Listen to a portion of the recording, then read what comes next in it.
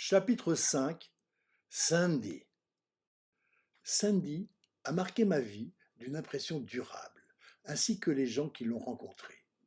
Des années après, ils m'en parlaient encore. Elle était une femme exceptionnelle, très belle, très intelligente. J'en ai été très amoureux. En 1967, je marchais dans la rue, le long du métro aérien, à la station Bir Hakeim, près de la Tour Eiffel. J'allais rechercher la voiture, une Dauphine Renault, que m'avait prêtée Dany, ma copine du moment. Je vis marchant vers moi une splendide femme noire, très grande. Elle mesurait ma taille, 1,79 m. Au moment de se croiser, on s'arrêta simultanément. On s'était déjà vu, mais où? Longtemps après, on s'est souvenu que nous étions dans deux métros qui se croisaient, chacun dans sa rame. Nos regards s'étaient croisés. C'était tout, mais suffisamment pour faire connaissance ce jour-là. Était-ce l'intervention d'un esprit protecteur ou du destin? Elle ne parlait presque pas le français, et moi, pas grand-chose de l'anglais. Malgré ce handicap, je la conduisis en voiture jusqu'à un café situé derrière la Chambre des députés. En se débrouillant comme on pouvait, elle m'apprit qu'elle était américaine. Elle était venue de Seattle, patrie de Boeing, au fin fond des États-Unis, où elle étudiait la psychologie, avec seulement 5 dollars en poche, l'adresse d'un monsieur qu'elle y avait rencontré et qui lui avait promis de l'aider à devenir mannequin à Paris. Inconscience ou goût de l'aventure? Heureusement, ce monsieur avait tenu parole. Elle était devenue mannequin et modèle photo pour Paco Rabanne et Courrèges. Mais à cette époque, c'était très difficile pour une femme noire de travailler régulièrement.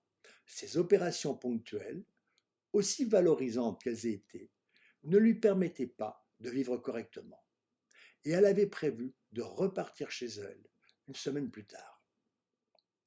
Elle m'invita quand même à lui rendre visite le lendemain soir. Elle partageait un petit appartement rue Grégoire de Tours à Saint-Germain-des-Prés, avec une copine noire américaine et mannequin aussi, ou peut-être danseuse. Je ne me souviens plus. En fait, elle m'avait invité pour me présenter à sa copine, car, sachant son départ proche, elle n'envisageait rien avec moi, même si je lui plaisais beaucoup. J'étais beau gosse en ce temps-là. J'arrive habillé comme un gentleman anglais, un peu guindé, le parapluie sous le bras. Et je me sens franchement coincé dans cet appartement à l'atmosphère très détendue et où règne un capharnaüm inattendu. Il y avait des pots de produits de beauté partout. Rien n'était rangé. Un vrai bordel. J'étais surpris, car l'image de l'Amérique que véhiculait le cinéma était celle d'un univers très rangé, aseptisé. Elle va dans la chambre et me laisse avec sa copine.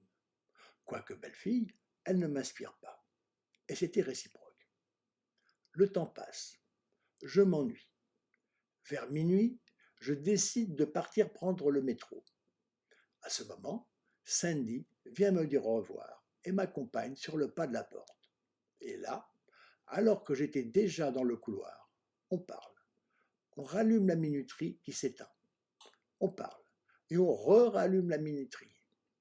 On finit par s'embrasser, par s'enlacer. Quelqu'un monte, un de ses amis. Il vient lui proposer d'aller finir la soirée chez un autre de leurs copains. On y va. C'est dans le Marais, rue du Temple, au fond de la cour d'un ancien hôtel particulier.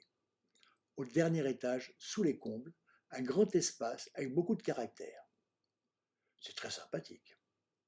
Puis, quand il se fait tard, on descend prendre un taxi. Et là, d'office, je donne mon adresse à Courbevoie, près du pont de Neuilly, là où on construisit la Défense. Elle laisse faire, et nous terminons la nuit ensemble. La semaine passe, on s'accroche de plus en plus l'un à l'autre. Elle prend l'avion le 1er mars 1967. J'avais bien eu des cours d'anglais au lycée, mais c'était très loin, et je m'étais concentré sur l'allemand que j'avais étudié et pratiqué, entre parenthèses, ainsi que les demoiselles de ce beau pays, pendant une dizaine d'années. Alors je me suis inscrit dans une école de langue, l'école Berlitz, et j'ai acheté le livre de la méthode Assimile pour apprendre l'anglais, livre qui ne me quittait plus, dans le métro, à chaque pause au travail, aux toilettes, partout. J'étudiais. J'ai commencé à correspondre avec elle et 6 mois après, je me suis envolé dans un charter à destination de New York. Ayant déjà eu pas mal d'aventures, je ne me faisais pas trop d'illusions et je m'étais dit que quoi qu'il arrive, ça m'aura permis de découvrir l'Amérique. Dans l'avion, j'avais remarqué une ravissante américaine, blanche cette fois, avec une de ses poitrines. Ouh! À peine arrivés, nous avons passé une soirée ensemble. C'était la première et seule fois que je découvrais des seins siliconés, restant identiques dans toutes les positions et durs comme du bois. Surtout, ils étaient insensibles. Je n'ai pas trop aimé. J'ai été hébergé à Greenwich Village, une sorte d'autre Saint-Germain-des-Prés qui me plaisait bien, chez le copain d'une Américaine noire, une autre, avec qui j'avais eu une aventure éphémère à Paris. Elle avait voulu me faire une blague. Mon hôte était homosexuel et essayait, par des tas d'allusions, de m'attirer dans ses filets. Comme décidément je ne cédais pas, j'ai dû vider les lieux. Mais avant ça, j'en ai profité pour visiter New York pendant 3 semaines. Le Guggenheim Museum et sa curieuse architecture de niveau s'enroulant sur lui-même, comme un énorme escargot, le Metropolitan Museum, le Modern Art Museum. Je visitais tous ces temples de l'art passé et contemporain pour leur fantastique collection et aussi pour leur architecture. J'étais toujours élève architecte. La sculpture architecturée, la statue de la liberté. J'allais y contempler la ville verticale, comme disait Le Corbusier, de l'intérieur de la tête de la liberté, qui était encore accessible en ce temps-là. Je découvrais aussi les cafés new-yorkais et leur arrière-salle que je m'attendais à trouver enfumés avec des parties de poker tendues, comme dans les films. Pas du tout. Au Figaro, le café branché de l'époque, dans l'arrière-salle, il n'y avait que des joueurs d'échecs. J'avais déjà un peu joué avant. J'y fis connaissance d'Émile Cadou, un photographe métissé, clair de peau, qui était payé pour jouer avec les clients. Il était un joueur de très haut niveau, qui avait habité Paris et parlait français, avec la gouaille de titi parisien, agrémenté d'une pointe d'accent américain. Par la suite, il est revenu s'installer à Paris, boulevard Saint-Germain, face au Café de Flore. Nous avons joué de nombreuses parties d'échecs, et quand je l'ai battu pour la première fois, j'ai ressenti une grande satisfaction. Il a été mon meilleur professeur. Il était homosexuel lui aussi, et bien qu'il ait plaisanté souvent sur ce sujet, il ne m'a jamais importuné. Les torticolis, à force de contempler les néo-temples grecs suspendus en haut de leur olympe gratte-ciel, c'était trop écrasant pour moi, et je continuai ma route en direction de Montréal. L'exposition universelle, le général de Gaulle et son discours sur le Québec libre, tant décrié en France, mais pourtant à l'origine des changements positifs en faveur des Canadiens français. J'y étais, moi, monsieur, mais comme dans un nuage permanent. Toute cette exposition, je n'ai fait que l'entrevoir. Je n'arrivais pas à émerger d'un état semi-cotonneux. Depuis plusieurs semaines, j'étais harcelé par des démangeaisons intolérables qui avaient fini par gagner le corps entier, à l'exception de la tête et de la plante des pieds. Le grattage avait commencé en France et ne s'est terminé que 3 mois après à mon retour. J'ai fait le tour d'une dizaine de médecins, des généralistes, des dermatologues. J'ai consulté des médecins français, américains, canadiens-français, canadiens-anglais. Tous me trouvaient des allergies de toutes sortes et me faisaient ingurgiter des médicaments anti-allergiques responsable de mon état de somnolence. C'était gai. Je me grattais en permanence, sans même m'en rendre compte. Ce qui fait qu'au bout de quelques minutes, tout mon entourage se grattait furieusement, gagné par la contagion visuelle, comme quand on bâille. Je n'arrivais plus à dormir, et il me fallait prendre en plus des somnifères. Une fois même, j'ai essayé un baume qui provoque un refroidissement quand on l'applique. Il semblait efficace. Alors, je l'ai appliqué sur tout le corps. Que n'avais-je pas fait là? J'ai été glacé toute la nuit, et pourtant il faisait chaud. À tous ces médecins, j'avais demandé, ne serait-ce pas la gale? Et du haut de leur autorité, ils m'avaient bien évidemment répondu, non, un nom un peu méprisant. À mon retour en France, j'allais consulter à l'hôpital Saint-Louis, grand spécialiste de la peau. La consultation a duré 1 minute ou deux. C'était la gale. Un badigeonnage général et des mois de désagréments étaient terminés. Malgré tout, je n'arrivais pas à comprendre que tant de médecins puissent se fourvoyer aussi grossièrement. Et j'allais consulter un autre spécialiste à l'hôpital universitaire de Paris cette fois. Là, j'eus affaire avec un vieux médecin qui prit le temps de m'expliquer cette maladie qu'on rattache inconsciemment à la saleté. À la décharge de ses jeunes confrères, il me dit qu'elle avait presque disparu. Cherchant ce qui avait pu me contaminer, je me rappelai que j'avais acheté une paire de gants d'occasion au marché aux puces de Saint-Ouen. Par ignorance, par économie, par paresse, je n'avais pas pensé à les faire désinfecter. Voilà une négligence qui me coûta cher en argent, en temps, en désagréments. Il m'expliqua qu'il y avait une centaine de cas de gale différentes et qu'en particulier, celle que j'avais attrapée s'appelait la gale mondaine. Ouf, je n'avais pas contracté une maladie infamante. Et puis, c'était presque snob. Arrivé à Montréal par bus, j'avais souscrit un forfait de 3 mois à la compagnie Greyhound, le lévrier gris, permettant de voyager sans limite. Mes fonds étaient très limités et je n'avais pas les moyens de m'offrir un hôtel. Aussi, à peine arrivé, je me rendis à l'Expo internationale, directement au pavillon français. Un bâtiment d'architecture exceptionnelle, clou de l'exposition, dans lequel on baignait dans une ambiance musicale très futuriste, signée Xenakis. Je finis par rencontrer une jeune hôtesse française qui résidait au Canada. Nous sympathisâmes et je lui fis part de mon problème de logement. Il se trouvait qu'un de ses amis était un compatriote immigré travaillant dans l'informatique qui en était encore à ses débuts. Il disposait d'un appartement assez vaste et il accepta de m'héberger gratuitement pendant 3 semaines. C'est dommage, j'ai oublié son nom, comme cela m'arrive souvent.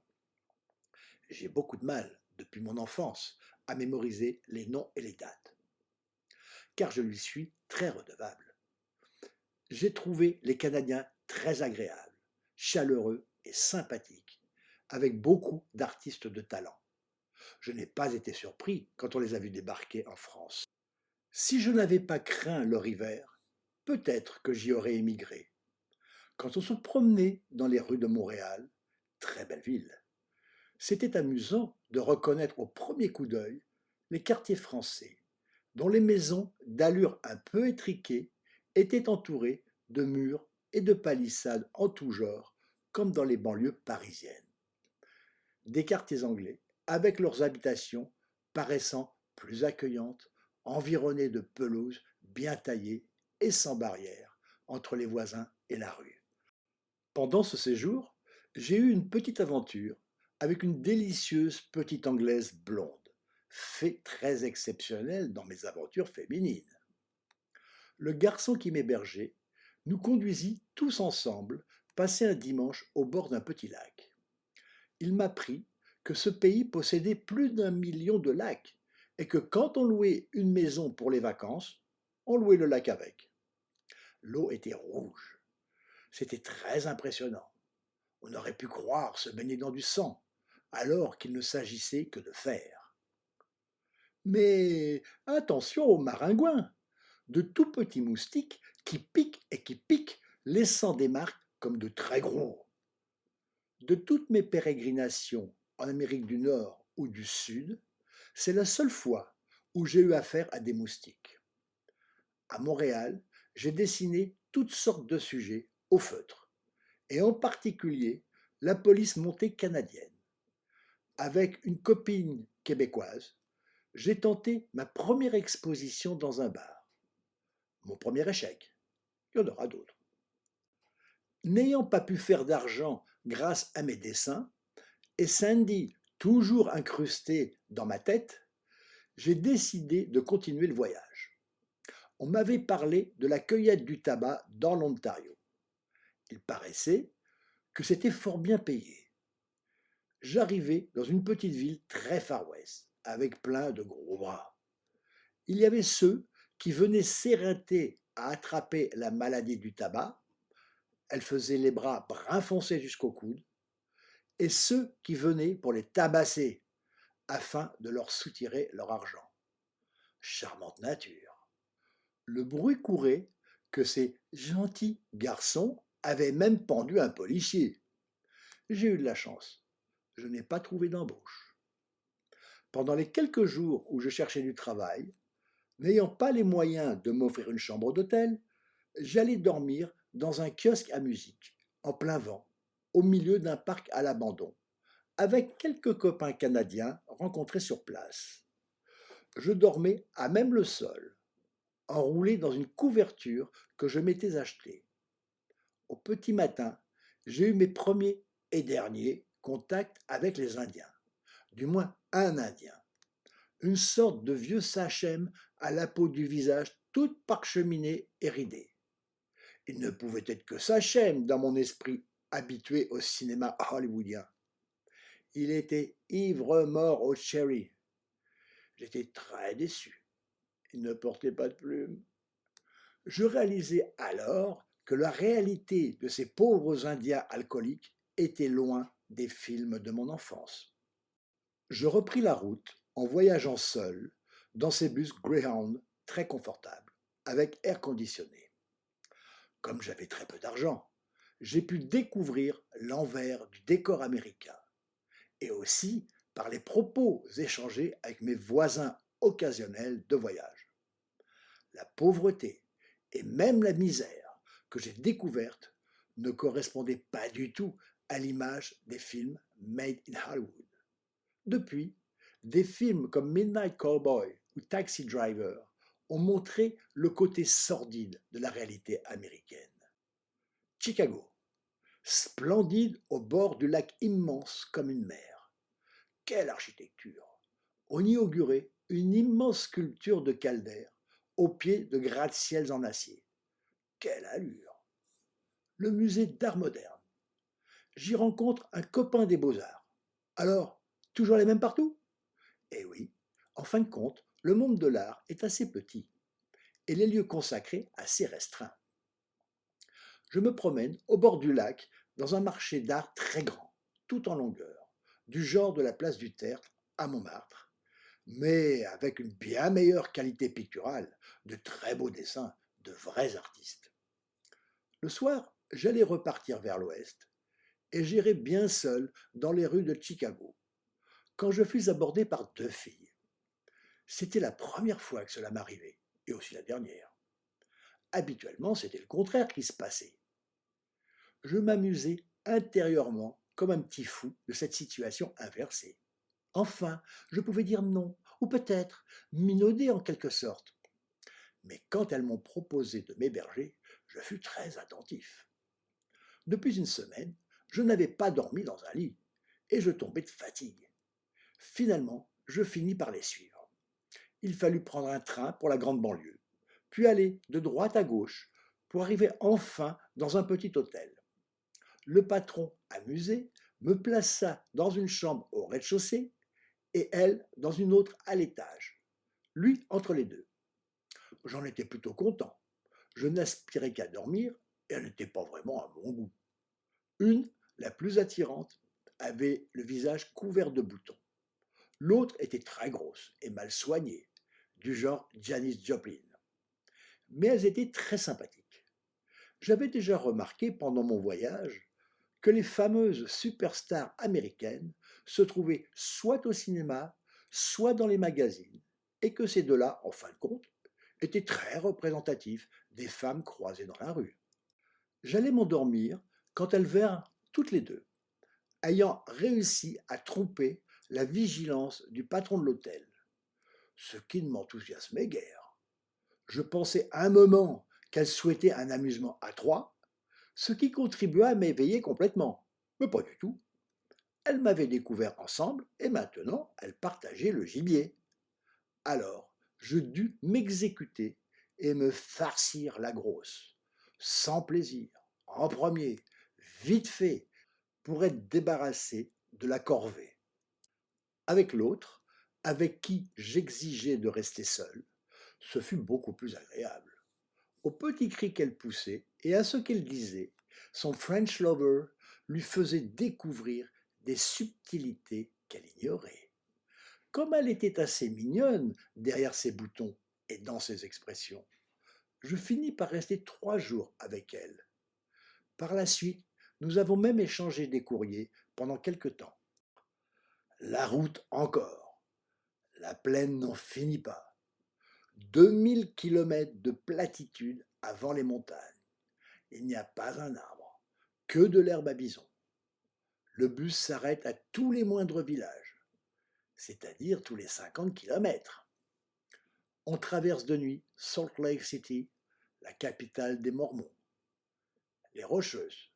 Soudainement, en haut d'un col, le désert fait place à une végétation luxuriante. C'est enfin l'arrivée à Seattle. Je me rends à l'adresse que Sandy m'avait donnée, loin dans la banlieue.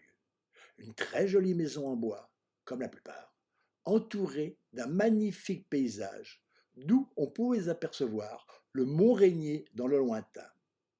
Ses parents, très accueillants, me disent qu'ils sont désolés qu'elle n'est pas là. Elle était partie vivre chez des cousins à Vancouver. Me voilà reparti en bus, retour au Canada, mais anglais cette fois. On me fait bon accueil, et je suis ravi. Je suis chez des musiciens de jazz, ma musique préférée à cette époque. J'étais le seul blanc au milieu de tous ces noirs. Ils avaient l'air surpris, moi pas. Je n'ai jamais été raciste, ni supporté le racisme que je considère comme une preuve d'imbécilité flagrante. D'ailleurs, le racisme ne s'arrête même pas à la différence de couleur et se poursuit en changeant de nom sur tous ceux qui sont différents pour une raison quelconque du milieu qui les environne. Des grands au milieu de petits, des petits au milieu des grands, des roux, etc. Xénophobie, sectarisme, sexisme, homophobie, ségrégation de toutes sortes expriment en réalité le refus de la différence par complexe divers et le repli sur soi-même. Or, il faut non seulement accepter cette différence, mais s'ouvrir en s'enrichissant de ses apports nouveaux. La musique est le plus bel exemple de cet enrichissement.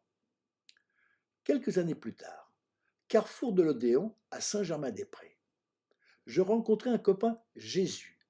Ça s'écrit G-E-Z-U. Il était en compagnie d'un jeune couple, deux petits blondinés d'apparence bien sage. Il me proposa de les accompagner au 10 de l'Odéon, un bar sympathique où on se retrouva assis sur des poufs serrés les uns contre les autres. Au bout d'un moment, on remarqua que le jeune blond s'agitait nerveusement en se tournant de gauche à droite. À nos questions, il répondit qu'il ne pouvait pas supporter le contact entre lui, son ami et ses voisins, des Arabes. Il devint tellement écœurant dans son comportement raciste primaire, alors que Jésus essayait de le raisonner, que je m'en allai. Le lendemain, je le rencontrai et lui demandai comment l'histoire s'était terminée. Les voisins n'étaient pas arabes, mais sud-américains, ce qui avait tout changé, bien sûr. Et quand Jésus, avec qui ils étaient amis depuis longtemps, leur a révélé qu'il était algérien, donc arabe pour eux, ils lui ont rétorqué: Mais avec toi, ce n'est pas pareil. Réponse classique de l'imbécile raciste. J'aurais dû me méfier de Sandy. Déjà, nous avions eu des rapports difficiles et il avait fallu aller se réconcilier à Victoria, dans l'île de Vancouver, lors d'un week-end particulièrement agréable. Une petite ville très anglaise, très victorienne, avec des pelouses bien vertes, bien propres, bien nettes, mais très surprenantes. On voyait, au milieu des maisonnettes blanches de poupées, de gigantesques totems indiens. C'est à Victoria qu'on sculpte les plus grands totems du monde. En Amérique du Nord ou du Sud, tout doit être le plus grand ou le plus beau, ou le plus quelque chose du monde. Un peu comme les enfants du livre et du film La guerre des boutons, qui choisissent celui qui a le plus gros zizi pour être leur chef. Tout est immense par là. Les séquoias, dont les plus basses branches dépassent les plus hauts sapins. On a même vu une route passant à travers un tunnel creusé dans le tronc d'un de ces arbres. Les fantastiques couchers de soleil sur le Pacifique, peut-être les plus grandioses que j'ai jamais vus. Une multitude d'îles, un dédale d'îlots avec chacun sa magnifique forêt de sapins, sa petite plage, sa petite maison, très idyllique, en tout cas vue du bateau de Victoria à Vancouver. Et comme j'étais aveuglé par la passion, j'étais particulièrement convaincant et décidai samedi de me rejoindre à Paris. En attendant, après quelques soirées à écouter Roland Kirk dans un club de jazz, on est reparti à Seattle chez ses parents. Comme je m'ennuyais à ne rien faire et que je voulais remercier ces gens pour leur hospitalité, j'ai décidé de leur rendre service. D'autant qu'ils étaient assez âgés et que le beau-père de Sandy était handicapé. Alors, j'ai entrepris de leur repeindre entièrement l'extérieur de la maison, qui en avait bien besoin, dans un ton blanc crème avec les entourages de fenêtres brun foncé. La maison avait belle allure, flambant neuve, quand je suis reparti en direction de New York. La date approchant pour mon vol retour en charter, j'ai dû accomplir ce trajet d'une traite. 73 heures d'affilée de bus. C'est vraiment grand l'Amérique.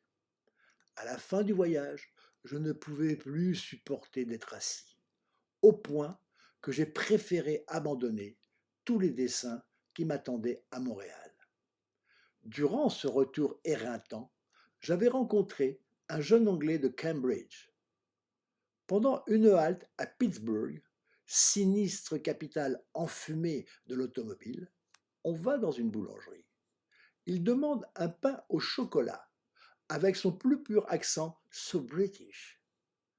La vendeuse le regarde, les yeux ronds, et lui demande quelle langue il parle. Je renouvelle la question avec mon accent français et elle comprend. Quelle honte pour l'anglais, il est très vexé. Azincourt et Jeanne d'Arc sont vengés. Arrivé tardivement à New York, nous sommes allés dans un centre d'hébergement pour jeunes garçons à East Village. Le patron n'était pas là et le veilleur de nuit n'était pas chaud pour nous laisser entrer. Je lui rappelai alors que j'y avais passé quelques nuits, entassé à 10 par chambre sur des lits superposés, la veille de mon départ pour Montréal, que le patron me connaissait et qu'on réglerait tout le lendemain matin. Il nous laisse nous installer. Je m'endors comme une masse, épuisé par toutes ces pérégrinations. Au milieu de la nuit, je suis réveillé par des vociférations. Le patron était rentré. Il était furieux, probablement ivre, et s'en est pris au jeune Anglais en le bourrant de coups de poing pour l'expulser, hurlant « Get out, get out ! Fous le camp, fous le camp !» Apeuré et n'ayant pas envie de me retrouver dehors, je me suis lâchement tenu tranquille. il ne m'a pas recherché. Peut-être en avait-il après les Anglais. Le lendemain, tout s'était arrangé. Et je suis parti avec comme dernière impression de l'Amérique l'avidité, la cruauté, la brutalité. Loin de la charité chrétienne, prônée en sous-entendu sur le billet vert In God We Trust. Drôle de façon de croire en Dieu. Dans l'avion qui me reconduisait à Paris, j'ai retrouvé un garçon avec qui j'avais sympathisé à l'aller. Il avait été reçu dans une famille riche, de même milieu social que sa famille, et n'avait pas bougé. Il avait une vision des USA diamétralement opposée à la mienne. On n'était d'accord que sur une chose. Tous les deux, on avait été très impressionnés par la pression de l'eau dans les douches. De retour à Paris, plus exactement à Courbevoie, j'ai dû me mettre à la recherche d'un appartement. Depuis ma petite enfance, j'habitais dans un petit pavillon au 12 bis impasse du Puy. Mon père l'avait fait agrandir et j'avais dû aider en transportant du sable et autres matériaux ou en repeignant la façade qui donnait directement sur la rue. Elle était en crépi, devenue noire avec le temps, et désirant plus de gaieté, je l'avais repeinte ocre jaune. Peindre du crépi est un travail de très longue patience.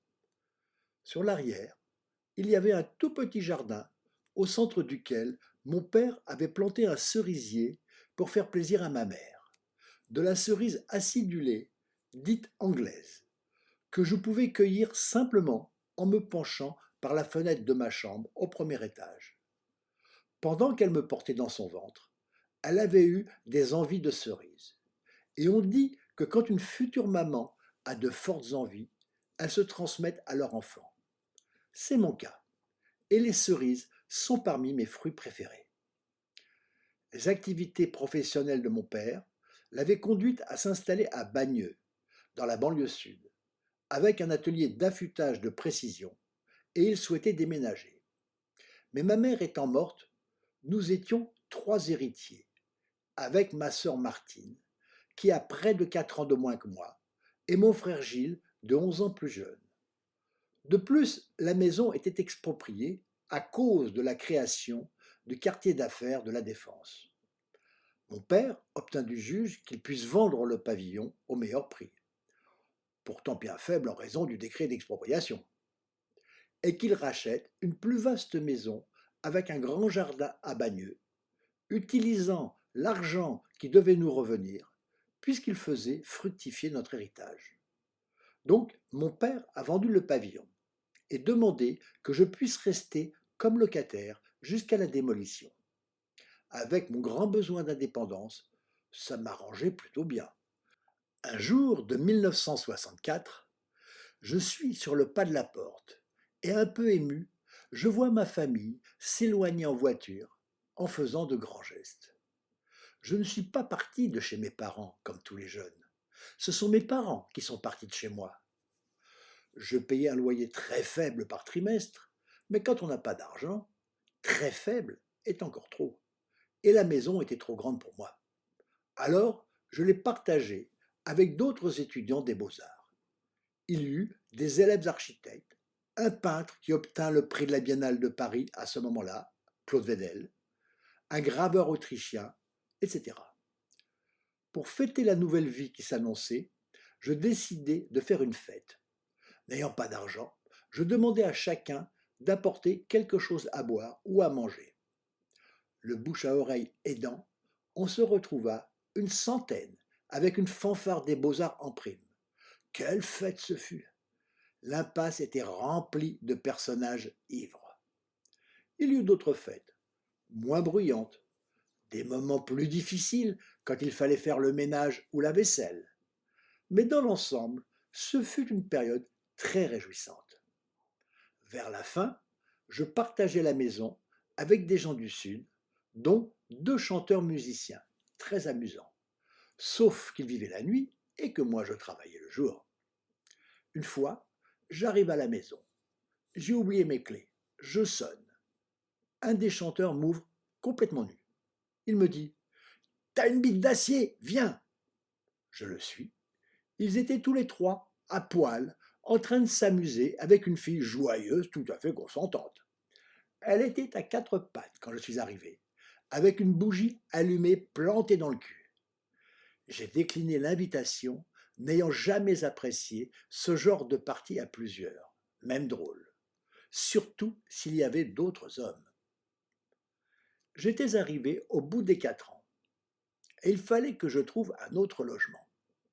Heureusement, à ce moment, j'étais salarié dans une agence d'architecture pour payer mes études, et je pus dénicher un très beau 2 pièces au dernier étage, le 10e d'un immeuble récent, avenue Daumesnil, au-dessus de la gare de Lyon. Une terrasse l'entourait sur 3 côtés. Je l'aménageais de la façon la plus agréable possible, avec entre autres des sièges Knoll très modernes en forme de coque. J'avais conçu et réalisé une table découpée comme une fleur à 4 pétales que j'avais peinte avec des dégradés de couleurs. C'était superbe. Je n'avais plus qu'à recevoir Sandy. Je l'appelle de la poste. Longue attente avant que l'opératrice passe la communication. 10 minutes d'une écoute de mauvaise qualité et très chère. Quel changement aujourd'hui! Ça y est, Sandy revient. Elle arrive 6 mois après mon retour des States, le 1er mars 1968. J'étais très amoureux et les 6 premiers mois se sont déroulés de façon parfaite. C'était la première fois que je vivais avec une dame. C'était parfait, quoique dans l'intimité sexuelle, ça n'allait pas tellement. Elle semblait à la fois perturbée et désintéressée de la chose, mais intellectuellement parfait. Comme je me sentais moralement responsable de l'avoir fait venir de si loin, je l'ai même demandé en mariage. Un motif de discorde est rapidement survenu, le téléphone. À cette époque, c'était très difficile et très long pour obtenir une ligne téléphonique, et je n'avais pas réfléchi que pour un mannequin, c'était un instrument de travail indispensable. Il a donc fallu chercher un autre appartement déjà équipé. J'ai cherché dans les petites annonces et découvris un studio bien petit et peu éclairé, mais dans un immeuble de caractère très ancien, du XVIIe siècle, 7 rue Grégoire de Tours, juste à côté de l'immeuble où elle habitait quand je l'ai connue, en plein Saint-Germain-des-Prés. À cette époque, le centre du monde pour moi, qui étudiait aux Beaux-Arts à 2 pas. C'était ma période de fascination du tout Paris, de la vie parisienne, de la mode, des boîtes de nuit, comme Castel, le top du moment. Je décorais l'appartement de laques rouges, noires, d'aluminium, et j'aménageais avec Sandy Collins. Pour aménager l'avenue Daumesnil, une seule camionnette avait suffi. 8 mois après, il en fallait 3 pour débarrasser les lieux. Le mois de mai arriva, et toute l'agitation. J'observais les événements méfiants, sans vraiment accrocher. Pourquoi? Parce que je m'étais rendu à la Sorbonne, dans le grand amphithéâtre et dans les réunions aux Beaux-Arts, et j'avais observé que seuls quelques grandes gueules monopolisaient la parole, et que tous ceux qui tentaient de faire des propositions concrètes pour modifier la civilisation étouffante dans laquelle on vivait étaient taxés de fascistes. Ce mot était utilisé à toutes les sauces, sans corrélation avec ce qu'avait été le vrai fascisme. Bien sûr, il y avait des choses à changer, et certains changements survenus plus tard ont été très bénéfiques. Mais pas tous. Il s'en faut beaucoup. Un seul exemple. Avant 1968, la sexualité était fortement brimée, et on rêvait d'un monde plus libre dans les rapports amoureux, avec l'érotisme comme point de mire. Et qu'est-ce qu'on a obtenu? La pornographie. Les esprits sont d'ailleurs tellement pollués que beaucoup ne savent plus faire la différence entre érotisme et pornographie. Dans un cas, il y a amour, au moins sur le moment, raffinement et subtilité. Dans l'autre, il n'y a que bestialité, perversion et grossièreté. Oui, il y a une augmentation des salaires de 10%. Franchement, ce n'est pas pour tout ce tout petit résultat que les jeunes se sont soulevés dans le monde entier, mais pour changer le monde tout simplement. Quelques années après, j'avais quitté la rue Grégoire de Tours pour Montparnasse. Pendant quelques mois, j'ai partagé mon appartement, beaucoup plus grand, avec un couple marié, après avoir eu Nicole Rivoire comme charmante colocataire. Elle, Chantal, bonne bourgeoise du 17e arrondissement, avait été une de mes petites amies temporaires, avec qui j'avais conservé des liens d'amitié. Lui s'appelait aussi Alain, travaillait dans la banque et faisait partie de l'Alliance marxiste révolutionnaire, ou AMR, de ces gauchistes qui voulaient, à ce qu'ils disaient, changer le monde pour une société plus juste, plus égalitaire, plus fraternelle. Le premier jour de leur installation, je montre le réfrigérateur et dis que d'habitude, quand je partage un appartement, on achète ce qu'on veut. On garde les tickets d'achat, on se sert, à condition d'en laisser pour l'autre. Et en fin de mois, on fait les comptes. Chantal, sans savoir ce que je mangeais, me dit « On ne mange pas pareil ». Bon début. Le premier soir, où on aurait pu faire une petite fête, ils invitent une de leurs copines, s'enferment dans la cuisine, puis viennent avec leur assiette manger sous mon nez et celui d'un ami qui m'avait rendu visite pour regarder la télévision, sans le moindre mot ou geste d'excuse. Par moments, ils organisaient des réunions de l'AMR dans l'appartement. Ils étaient tous des fils de bonne famille bien bourgeoises, sans aucun problème d'argent, complètement irresponsables, en réaction contre leurs parents. J'étais le seul issu d'un milieu ouvrier, le seul à avoir engagé 2 fois des procès en prud'homme que j'avais gagnés contre des patrons. Je sentais le mépris qu'ils dégageaient pour leurs inférieurs, même si leur dialectique professait le contraire. Des années après, en rencontrant Chantal dans la rue, elle m'informa, un peu gêné, qu'Alain était devenu un de ces hommes d'affaires en attaché case, aux dents longues qui rayent le parquet. Ceci n'est qu'un exemple de ce que j'ai côtoyé. C'est tout ça que je ressentais et pressentais en 1968 qui m'a fait prendre du recul par rapport aux événements et rester observateur. Après ce mois de mai, fort distrayant malgré tout, au milieu des barricades, il me fallait revenir aux réalités quotidiennes. Et la réalité pour moi, c'était qu'il n'y avait plus d'emploi en architecture à Paris. L'agence dans laquelle je gagnais ma vie m'avait proposé d'aller travailler 4 mois à Alger. Et contraint, j'y suis parti. Je dis bien contraint, non pas de découvrir l'Algérie, mais parce qu'on devait se marier, et que la mère de Cindy et sa cousine étaient déjà en route du lointain État de Washington vers Paris. Avec le recul du temps, je m'aperçois que c'était encore un signe du destin, car, par aveuglement amoureux, j'aurais très bien pu l'épouser. J'ai été sauvé sans m'en rendre compte par les événements de mai 1968. Installé à Alger, que je découvre comme une belle ville attachante, je retourne périodiquement passer le week-end à Paris, et nos relations ont l'air de se porter de mieux en mieux.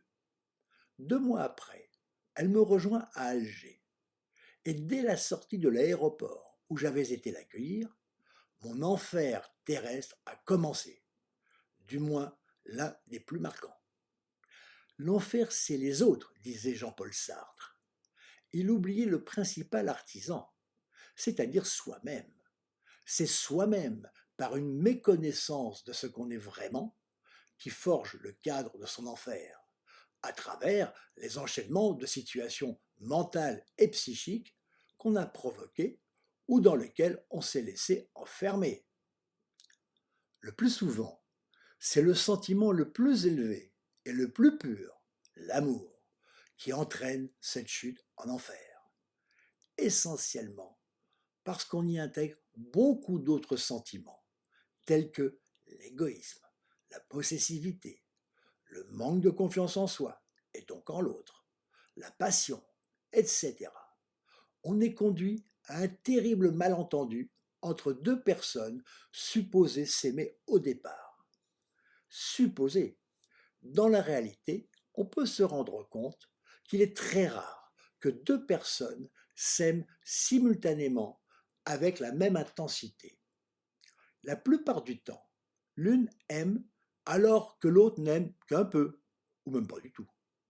Plaire n'est pas aimer. Le fait de se sentir aimé donne souvent l'illusion qu'on aime soi-même. Avec le temps, il arrive que la situation s'inverse. Celui ou celle qui aimait, lassé, n'aime plus. Et c'est l'autre, à ce moment-là, qui se met à aimer et à souffrir. On confond souvent amour et possessivité. L'attachement qu'on croit ressentir au moment où l'autre s'éloigne n'est en fait que de la possessivité. Comme disait un de mes amis, il n'y a rien qu'on ne veuille tant avoir que ce qu'on ne peut pas ou plus avoir. Mais ça n'est pas de l'amour, qui n'est et ne doit être que don. On ne peut pas acheter ou posséder l'amour. En ce qui me concerne, à l'époque, je me connaissais beaucoup moins bien qu'à présent. Et je me suis trouvé englué dans une situation mentale réellement infernale. Avez-vous vu jouer la pièce Qui a peur de Virginia Woolf ou encore le film magistralement interprété par Elizabeth Taylor et Richard Burton, qu'elle m'avait d'ailleurs emmené voir. Dans ce film, on assiste aux disputes d'un couple qui se déchire moralement tous les jours, à la limite extrême de l'exaspération.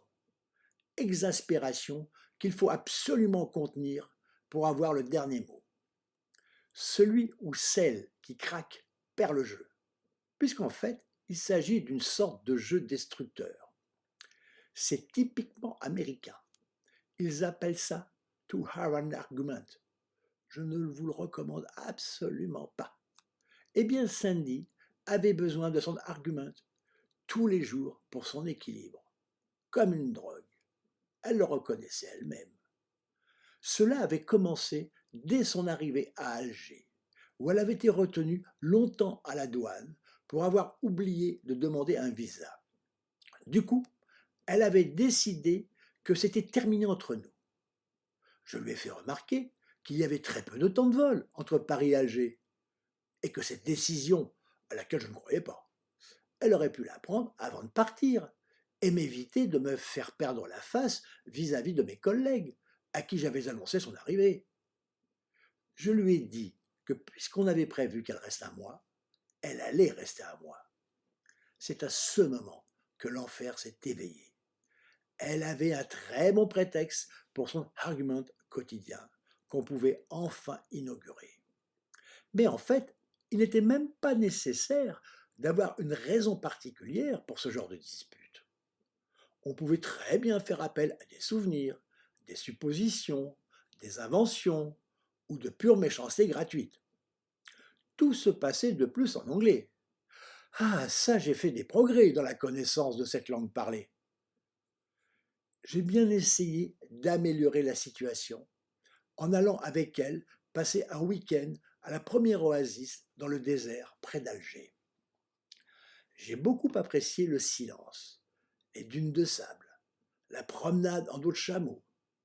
Malheureusement, en essayant de plonger en arrière dans la piscine, ce que je réussissais depuis des années, j'ai fait un faux mouvement et j'ai heurté le bord du bassin sur la cuisse. Très douloureux. Ce qui n'arrangeait pas mon moral, ni les relations avec elle. Elle est repartie à Paris. Un jour que je me promenais dans les rues d'Alger, je vois un petit garçon accroupi devant une porte, tenant en laisse un jeune fennec. C'était la première fois que j'en voyais un. Il était adorable. On aurait dit un renard raccourci et redessiné par Walt Disney avec de grandes oreilles, des yeux noirs ronds comme des boutons de bottines et un pelage doux, couleur de sable, au ventre blanc. Ce n'est pas pour rien qu'on l'appelle le prince du désert. Dans le livre de Saint-Exupéry, Le Petit Prince apparaît un renard. J'ai toujours pensé qu'il s'agissait d'un fennec, qu'on appelle aussi renard du désert.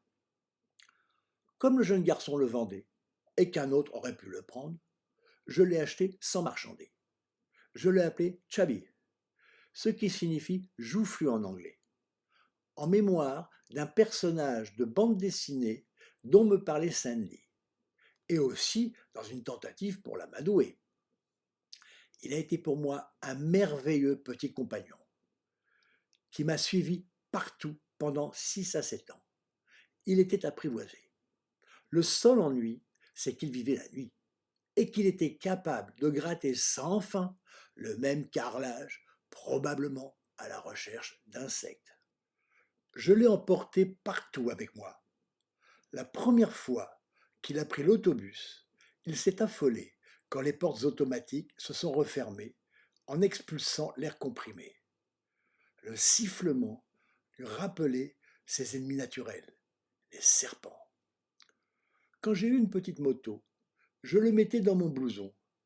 Seule la tête émergeait. Je crois qu'il aimait la vitesse. Quand il rencontrait des chiens, les rapports étaient très tranchés.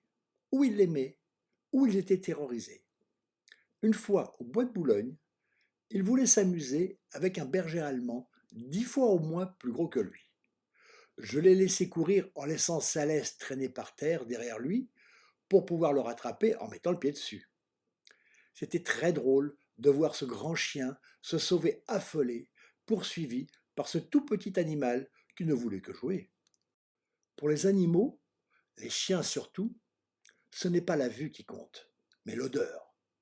Bien que pour un nez humain, Chubby ne sentait rien, malgré la réputation des fennecs. Pour un chien, il avait une odeur sauvage qui pouvait l'affoler. Une autre fois, boulevard Saint-Germain, on croise des gens qui promenaient leurs chiens. Un magnifique collet au port altier, rendu populaire par un film Lassie, chien fidèle. Ils étaient de la même couleur, sable doré, tous les deux. Le chien s'est mis dans la position du sphinx, et Chubby s'allongea à son tour entre les pattes du géant, face à face. L'un levait la tête, l'autre la baissait. Ils se sont regardés longtemps, et quand il a fallu se quitter, pendant un bon moment, ils tournaient la tête l'un vers l'autre. Un coup de foudre, une histoire d'amour. Avec les chats, c'était différent. Lui voulait toujours s'amuser. Je ne l'ai jamais vu manifester de l'agressivité à l'encontre d'un autre animal. Mais le chat essayait toujours, en se déplaçant d'une façon sournoise, de le bloquer dans un coin. Au moment où il allait bondir sur sa proie, Chubby, en sautant avec les 4 pattes à la fois, passait par-dessus la tête du chat, qui était sidéré, ne comprenant pas ce qui s'était passé. Cependant, les parties avec les chats se terminaient souvent par une oreille sanglante déchirée par un coup de griffe. Il était très joueur. Une fois, j'allais passer le week-end à la campagne, dans une maison entourée d'un grand jardin. Il se promenait dehors, et quand il a fallu rentrer, on s'est mis à une dizaine de personnes pour essayer, sans succès, de l'attraper. Il arrivait toujours à se faufiler entre les bras ou les jambes. Quand il en eut assez, il rentra lui-même et s'allongea près de la cheminée en s'étirant voluptueusement, posant ses pattes sur les chenets brûlants, apparemment insensible à la chaleur. Il faut dire que l'été, le désert du Sahara est terriblement chaud. Il fit quelques fugues, en particulier dans les dunes près des plages du Nord, mais fut aisément rattrapé, affamé, quelques jours après, car il était devenu un vrai citadin, n'appréciant que les viandes cuites et refusant les viandes crues que me conseillaient les vétérinaires. Pour lui tenir compagnie, je fis l'acquisition d'une petite femelle chez un marchand des bords de Seine. La pauvre était terriblement traumatisée d'avoir dû séjourner dans une cage environnée de serpents et autres ennemis naturels. Il se passa 5 mois avant que je puisse simplement la toucher. Pour l'apprivoiser, je tendais ma main devant elle, tout doucement. Mais elle se précipitait et me faisait une ligne de morsure comme une machine à coudre, avant que j'aie le temps de réagir. Ses dents étaient très petites et fines, et ce n'était pas très douloureux, heureusement. Quand je recevais des visiteurs, c'était très drôle de la voir se dresser en grondant et bougeant d'avant en arrière d'un air menaçant, et le Tchabi, sortant du sommeil, le poil ébouriffé, essayant de profiter de l'occasion en la grimpant. Elle continuait en grondant devant, puis tournait la tête en grondant derrière. Ils n'eurent jamais de petits. Je l'avais appelée Tara, comme la maison du roman Autant en emporte le vent que je venais de lire. Elle fit une fugue définitive alors que je séjournais près de Saint-Tropez, comme beaucoup de filles. J'ai emporté Tchabi dans mes premiers voyages au Brésil, mais j'eus beaucoup de difficultés dans les hôtels qui ne voulaient pas l'accepter. Et pour passer les frontières des États brésiliens, je ne savais pas que le Brésil est un État fédéral, constitué d'une mosaïque d'États plus ou moins autonomes. Alors, pour mon dernier voyage, je le laissai à Paris, gardé par Paula et Jacqueline. Mais j'y suis resté près de 6 mois, et à mon retour, il était très fâché. Il faisait mine de ne plus me voir. Il ne voulait plus me parler. Paula a acheté des écrevisses vivantes. Avant de les cuire, j'ai l'idée de voir quelle va être la réaction de Tchabi. Je le prends dans mes bras tout endormi. Je me tiens debout. Paula pose l'écrevisse par terre. Et là, stupéfiant, sans qu'il ait jeté un regard, il bondit de mes bras sur l'écrevisse, applique une patte sur la tête et les pince en 2 temps 3 mouvements. Il la dévore. Il a dû la prendre pour un scorpion. Seulement, son estomac avait dû perdre la capacité de distoudre les carapaces, et celle d'une écrevisse était plus dure. Il s'est mis à cracher du sang. Je vais chez un vétérinaire qui m'annonce qu'il est perdu, l'estomac et les intestins perforés. Je dormais sur un matelas posé par terre. Il s'était installé dans un coin de la chambre. Dans la nuit, je le sens se rapprocher en rampant. Il tente de grimper sur le matelas, mais n'en a plus la force. Je le prends et l'allonge sur mon ventre, son museau vers ma tête. Il a l'air heureux. Je m'endors et à mon réveil, je constate qu'il est raide mort. 40 ans après, en écrivant ces lignes, j'en suis encore tout ému. J'en ressens des frissons. Les larmes viennent aux yeux et même des sanglots. Plus tard, ayant eu la réputation d'être un spécialiste des fennecs, on m'en confia 2 autres, Titus, puis Speedy, pour les apprivoiser. Mais ce ne fut jamais comme Tchabi, mon petit prince du désert. Revenons à Sandy. La période qui a suivi mon retour d'Algérie a été très éprouvante. J'espérais toujours que j'arriverais à changer la situation, mais la nuit, s'il m'arrivait de la frôler en dormant, je la sentais se reculer vivement comme si je l'avais brûlée. Au bout de 6 mois, quand même, j'ai fini par craquer. Et bien que toujours malade de la maladie d'amour, j'ai préféré abandonner l'étude de l'anglais vivant et suivre mon chemin séparément. Il y a eu cette année passée avec Sandy, et nous voilà le 1er mars 1969 de la rupture. Toujours le 1er mars. Hasard ou destin. Nous voyageons ensemble dans le même train quittant Paris. Elle va à Nantes pour un défilé de mannequins et moi à Laval. Nos directions se sont séparées au Mans.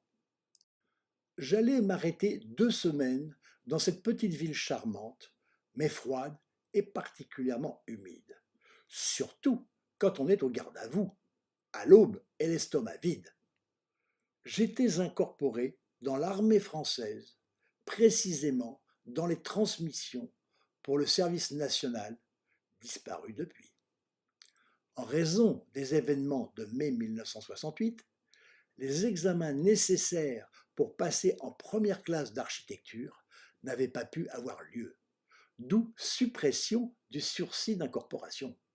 Ça ne m'arrangeait pas du tout. J'avais espéré partir quelque part à l'étranger au titre de la coopération en tant qu'architecte. Il n'en était plus question. J'avais tellement d'autres occupations et je n'avais jamais pu supporter l'autorité. J'ai décidé de me faire réformer. C'était très à la mode, aux Beaux-Arts particulièrement. D'autant que les artistes ont toujours paru un peu suspects aux yeux des militaires. D'un seul coup, je me suis senti très mal en point. Des douleurs me revenaient de mes 18 ans, quand je pratiquais le rugby dans le club de Puteaux, comme troisième ligne L, puis trois quarts centre. Je ne pouvais pas faire autrement que de demander à passer devant un conseil de réforme. D'autant que j'étais appelé dans un bataillon disciplinaire, très sévère. Les ordres étaient de faire baver ces étudiants, sans distinction, tous dans le même sac, qui avaient apporté la chienlit, comme disait le général de Gaulle à leur président. À la vue de l'impressionnant dossier que j'avais constitué à l'aide ou la complicité d'un médecin ami, les gens de la commission de réforme de Versailles ont longuement hésité, mais ils ont préféré se dégager de toute responsabilité et me renvoyer devant les autorités médicales de la capitale. Je me suis donc retrouvé dans l'hôpital militaire de la banlieue parisienne, l'hôpital Percy à Clamart, où j'ai passé une huitaine de jours assez agréables, en compagnie d'autres garçons, tous très handicapés, comme moi. Le soir, je reprenais les bonnes vieilles habitudes des lycées, écoles ou colonies de vacances. Je faisais le mur. Je n'ai jamais pu m'intégrer pleinement aux grands groupes sociaux, me sentant toujours comme un observateur étranger. Généralement, dès que possible, je m'éclipsais dans la plus grande discrétion. J'étais là, et d'un seul coup, je n'étais plus là. Lors de mon inscription sur les registres de l'hôpital militaire, le greffier me demande à quelle religion j'appartiens. Athée. La tête du greffier. Mais vous avez été baptisé au moins? Oui, bien sûr. On pouvait difficilement faire autrement en France, à forte majorité catholique et n'ayant pas le choix. Soupir de soulagement du greffier. Mon âme était sauvée. Si j'avais pu me douter à cet instant de l'importance que j'allais attacher aux questions concernant l'âme et l'esprit, c'est comme devenir artiste peintre. Je me serais esclaffé si on me l'avait annoncé. Les médecins militaires m'ont finalement trouvé bon pour le service. Ça n'arrangeait pas tellement mes affaires, même si j'avais réussi à être exempt de marche et de parcours du combattant. Je pars donc à Laval, décidé à jouer mes derniers atouts. La grève de la faim. Par contre, je n'étais pas assez stupide pour parler d'une grève. Non, j'allais être malade, très malade, ne pouvant pas manger. J'aurais terriblement besoin de me faire soigner, tout en essayant de faire de mon mieux pour être un bon soldat. De la gare de Laval à la caserne, je me suis arrêté dans tous les cafés. Pas pour boire de l'alcool. Ivre, quel mauvais effet. Mais du café est très fort, ce qui me rendit fébrile. Je ne pouvais plus tenir debout, d'autant que je me conditionnais psychiquement pour être malade. Et malade, je l'étais devenu vraiment. Quelle jouissance! J'arrive avec 3 jours de retard, intentionnellement, et je passe en revue tous les bleus au garde à vous. Seul civil, soutenu par 2 soldats, qui me conduisent dès mon arrivée à l'infirmerie. Là, j'explique au médecin de garde à quel point je suis malade des nerfs, que je ne peux rien manger et qu'il me faut voir un neurologue. La réponse toute militaire de celui à qui on ne la fait pas. Il faut que vous fassiez vos preuves. J'ai passé alors 2 semaines difficiles.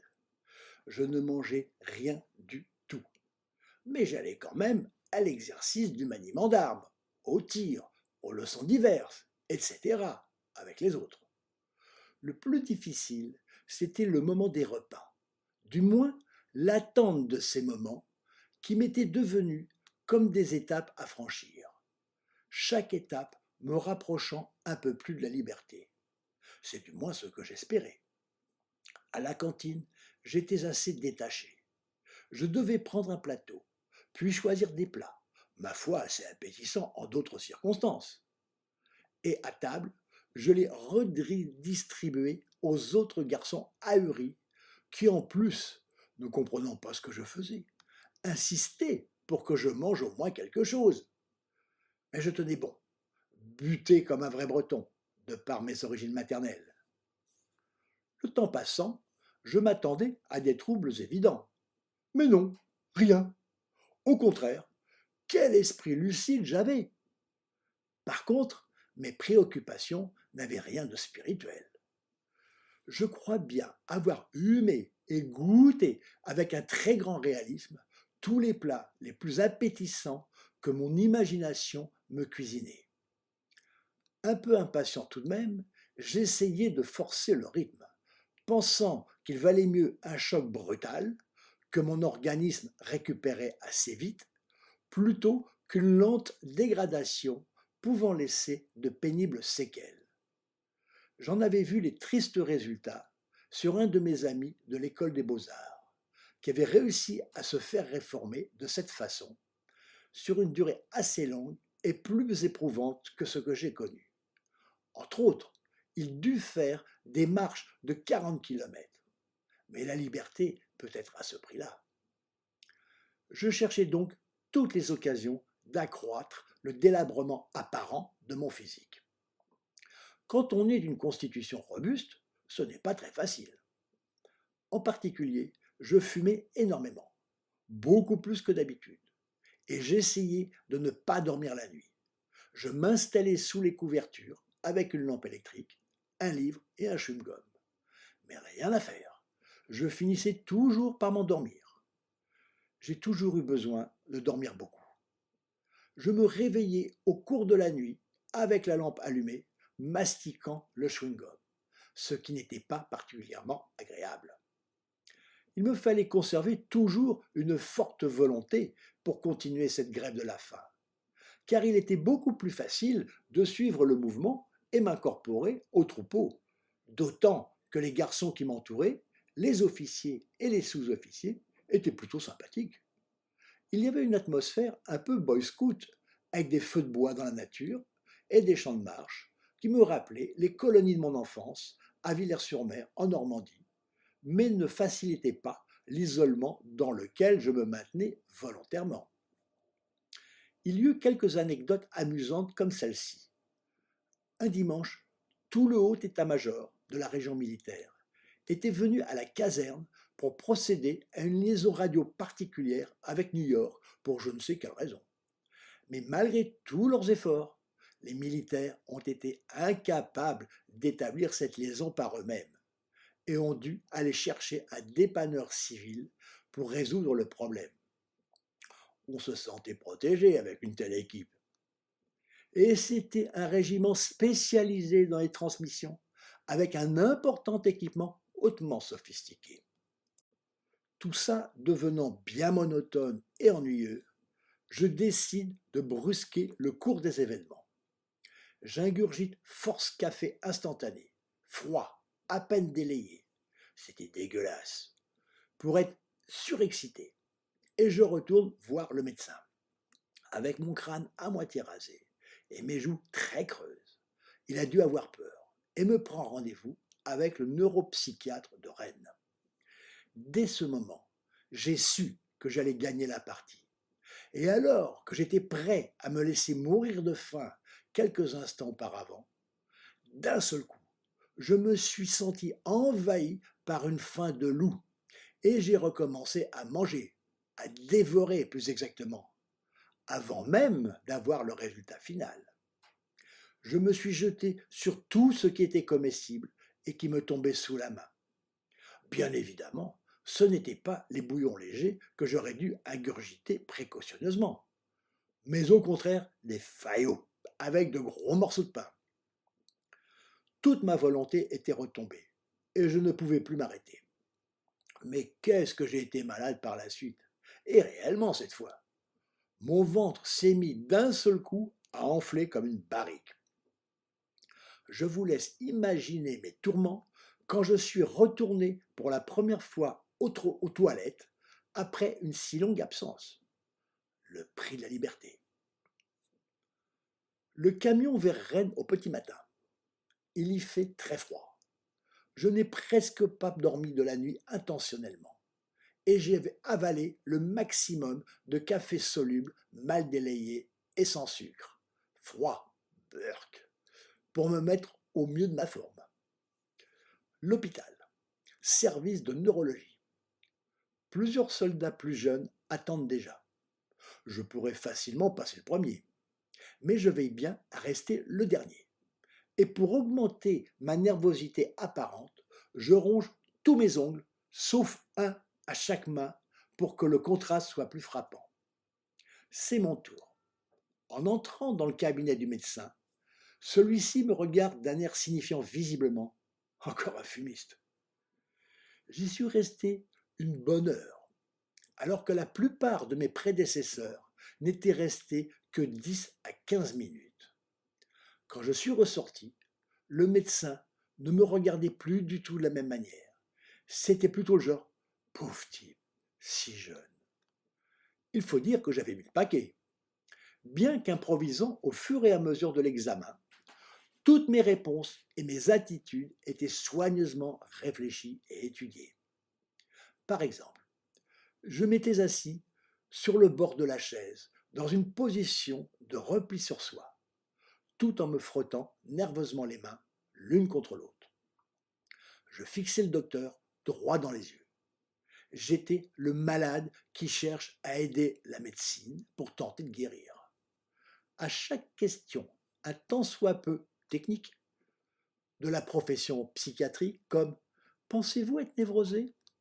je lui demandais, sur un ton monocorde, de bien vouloir me préciser la signification exacte pour que je puisse lui répondre, mais il changeait de sujet, ce qui me confortait dans le sentiment d'avoir su éviter un piège. Je n'inventais rien, tout était vrai. Je ne pouvais pas être pris en défaut. C'est l'interprétation d'événements réels qui m'étaient arrivés ou que j'avais observés qui changeait. Un simple coup de cafard devenait une dépression profonde. Et j'ai eu des vertiges quand je me suis souvenu que ma mère en avait eu. Je lui dis que je suis fiancé avec une noire et que j'ai de graves confrontations avec mon entourage, ce qui n'avait pas été vrai. Pendant que j'étais à l'armée, Cindy occupait toujours le studio rue Grégoire de Tours et était d'accord pour faire croire que nous étions toujours fiancés au cas où il y aurait eu une enquête de gendarmerie.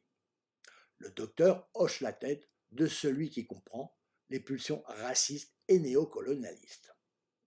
À un moment, vers la fin, sous une inspiration subite, je lui ai dit que j'avais des problèmes sexuels. À vrai dire, je ne savais pas encore de quelle nature ils seraient. Mais je n'ai pas eu à improviser.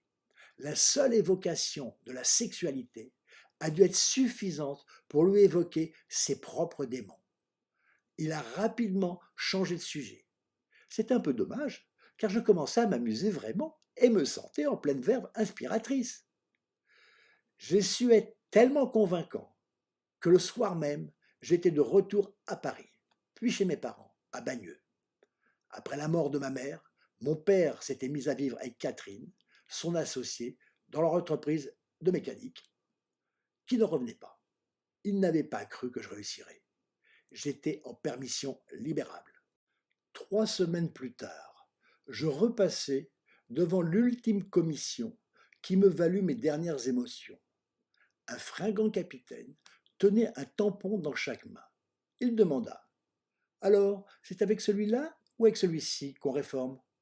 Inquiet, je me suis dit que s'il se trompait, connaissant la lourdeur administrative et surtout celle de l'armée, il faudrait tout recommencer. Heureusement, il ne s'est pas trompé. C'était entériné, j'étais officiellement réformé. J'étais épuisé, mais très satisfait d'avoir remporté une grande victoire sur moi-même.